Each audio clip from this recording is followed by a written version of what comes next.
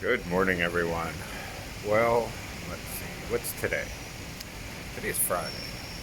And today we need to find out from the various embassies. Because I don't want to risk flying Singapore Airlines to Singapore Airlines and then they still say, nope, you still need permission to enter Singapore or something.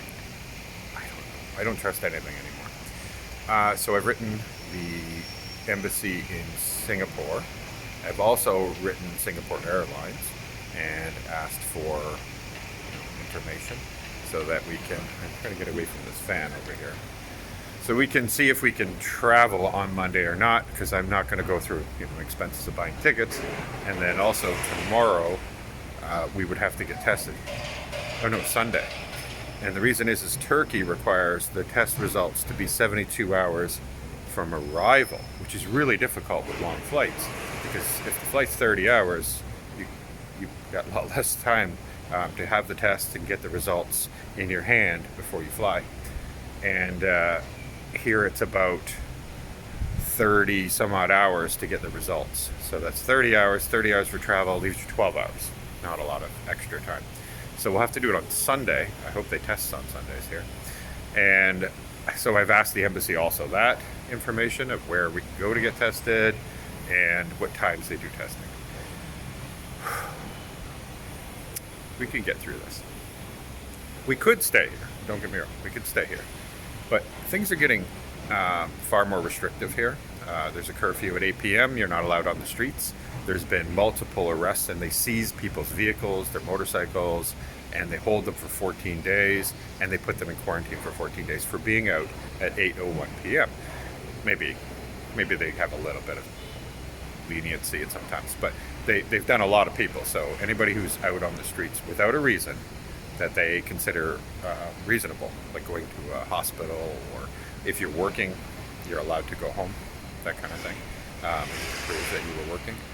So it's a different situation here, and I don't see it getting better. They had a market nearby. 113 people tested positive at that market, and so they're getting like these big, huge spikes, and so the restrictions getting harder and harder.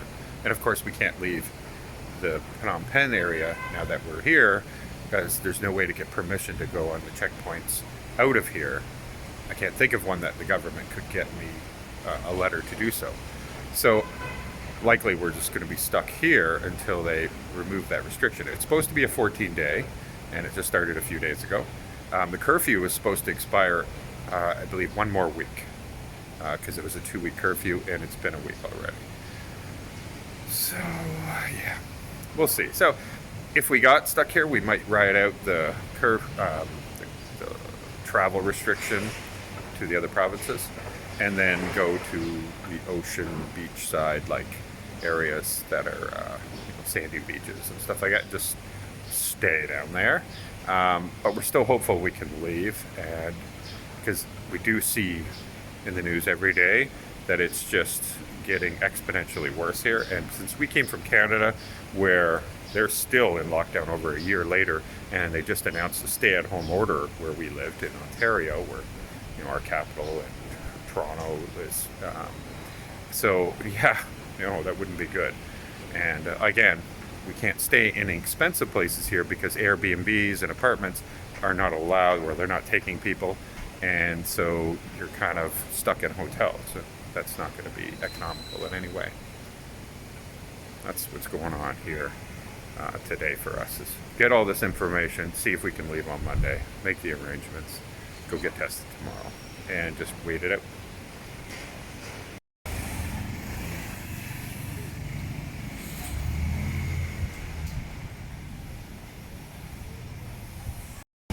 You wouldn't know it's 2 o'clock in the afternoon. So dark. It's coming down pretty hard. Broke my string, so I gotta hold this. Well, I hear thunder, and the winds just come out of nowhere and just blow shit all over you, and then everything, it just goes calm for a second. It's gonna rain really hard though. Time to go.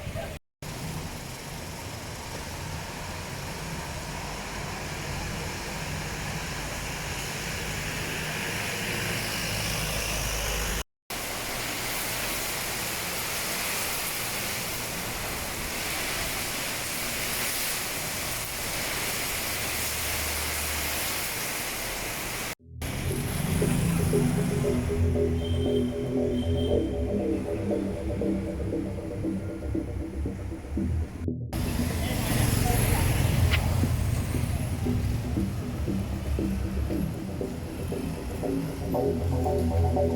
there.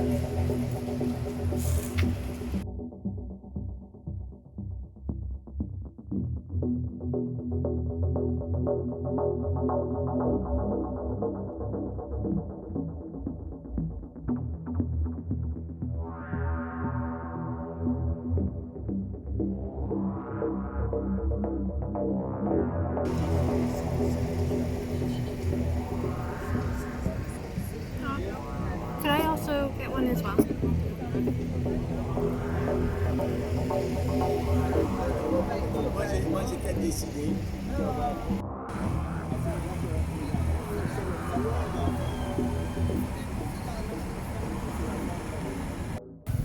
We just had that lovely dinner on the patio, rooftop patio. Yeah. And unfortunately, we had to race because quarantine. We didn't really notice the time so much, I guess, when we left. But you have to be in by 8 p.m. Yeah. And it's not a great. Not quarantine, curfew. Thank you, curfew. My bad. So yeah, we're on the race back now. Good morning. It's like 6:30 in the morning. I tried to get up earlier, but it turned out it was raining anyway. So I couldn't have anyway. I'm just heading out to find an area where we can fly the drone. You can't fly the drone in the main city area where the palace is. So I've asked the tuk-tuk driver to take me kind of way a little bit out of the city, but within the city limits, and try to find me an empty lot where we can fly the drone. So I would like to get some footage of the city.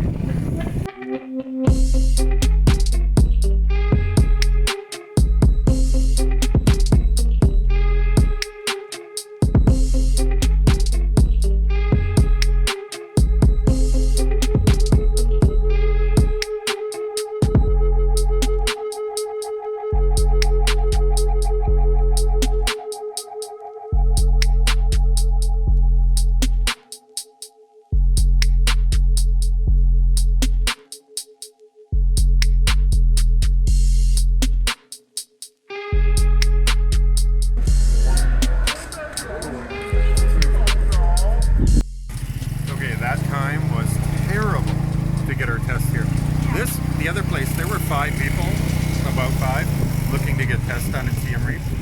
Here, there were 200. And I got a really loud motorbike here. Alright, that guy's backed off a bit. So, in this one, you're packed in there like sardines. It's super hot. It's inside. They do have a couple air conditioners running, but they can't keep up with the doors wide open and the humidity coming in. And so it was tough. I almost got heat stroke, I swear. I literally was dying. If I didn't end up sitting like right beside the air conditioning, I would have definitely fainted. Yeah, she wouldn't have made it. So there it says they're going to take a blood test and as well as a swab, but they didn't. They do the nose and the throat. No blood. And yeah, there was maybe 200 people there, and about 196 of them were definitely of Chinese descent. I think that's what it is, like the biggest traveling here right now. As somebody pointed out, there's 5 flights to China every day, and there's like 1 or 2 flights anywhere else. They do a huge amount of investment here. The construction is everywhere, and you can see by the signs it's all Chinese. And so there's a big development here, but it's all coming from that country. And so it makes sense. I guess that's predominantly who's going to show up to get tested. Here, we're in Siem Reap. There's a lot of places that are just not being built right now. Yeah, on hold. All on hold. Maybe a tiny bit of construction, but a lot of abandoned places. Anyway, we got it over with, thankfully. Finally. Yeah, so tomorrow we go get the results. I don't know how long that's going to take. And then we go to our airport on the day after, so.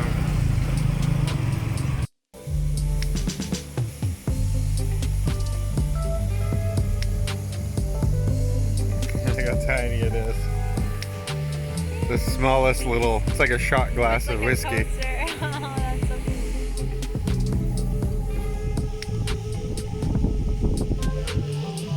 peanuts.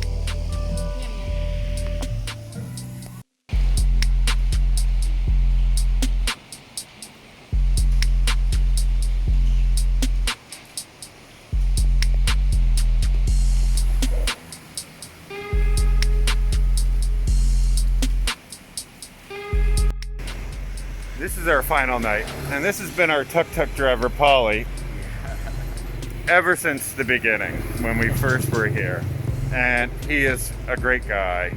He may not have the fanciest stuff, he may not be the fastest, but he's the greatest. So if you come to Batong Hotel, you gotta look for Polly.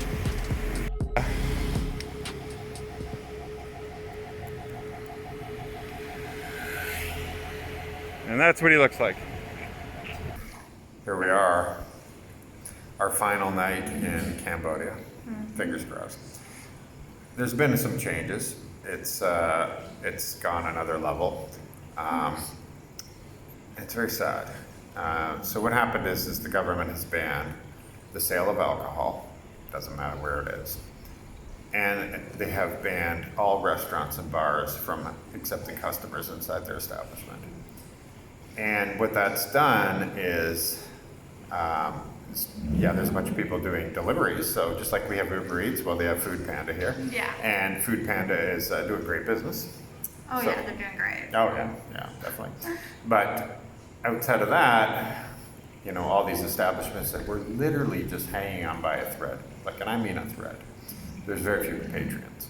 And so they were barely keeping the doors open. Many places haven't. And now, for 2 weeks straight, no business. Yeah. So I'm not sure. And sure, an establishment might have savings. Okay, what about their employees? The ones that will have check to check, that kind of thing. So our driver, you saw him out there, and he will sit out there from 6, 7 in the morning until 5, 6 o'clock at night. And he tells me we were his only ride. So, that's sad. That means, actually, when we thought about it, we're like, but we pay him so well because we know. Yeah. We We recompensate. And we don't do it out of guilt. We don't. He's a really, really great guy. Whatever we need. Yeah, He'll exactly. sit and wait for 2.5 hours like he did yesterday. So yeah. we're more than happy to compensate him for that. Don't mind the echo. Sorry, it's our room in here. And so, we feel sad for them. We do. We really do. And, our tuk-tuk driver, he does have the broken down rickshaw and everything, not but we brand new, but it works. It gets us to places. it's the guy. So, It's the guy that he's matters. Cool. And then there's other guys out here too, and then we see they get no rides. They've been getting nothing. The problem is technology is starting to overtake them. So just like we have Uber, they have their own apps here like Pass App and Grab, and it's very, very cheap to use those. And you can get the faster ones with the little doors on them and everything too. And our average ride that I'm paying my guy, maybe $10 or something like that, or maybe even if $10 I give him for both ways, and he waits. But we could have just used the app, get dropped off, and you use the app to get back, and it would probably cost us $3. Yeah. About $1.50, $1.80. Exactly. So there's not a lot of profit in that because they're also paying the service a percentage of that money, right? And food here, you can order on Food Panda like we did for lunch. It was $5 delivered. Yeah. Right? With the It was delivery really fee. cheap. So, and we were looking on the map, he was so far. The restaurant really was bad. so far. Uh-huh. Yeah, but I tipped him so that, it's really, but you could work all day just hustling like crazy on those things. And then buying the gas and everything for it, which is cheap. Don't mind you. When I got the scooter for a week straight, we drove all over the place. I didn't even use half a tank, and a tank was $1.80 because I got it dead empty. So $1.90. That was very, very cheap. It was under $2. So I get it. That's not really a cost there, but they have to do maintenance on their vehicles. They have to do oil change now and then, and they got to maintain everything. Yeah, So exactly. there are costs, and so if the guy makes $10 after $15 after working lots of rides and pay his share app thing, and cell phones are relatively expensive for them. You know, they might pay $100 for a cell phone. It's not great, but it's a smartphone. Then, you know, it's very hard to make a living.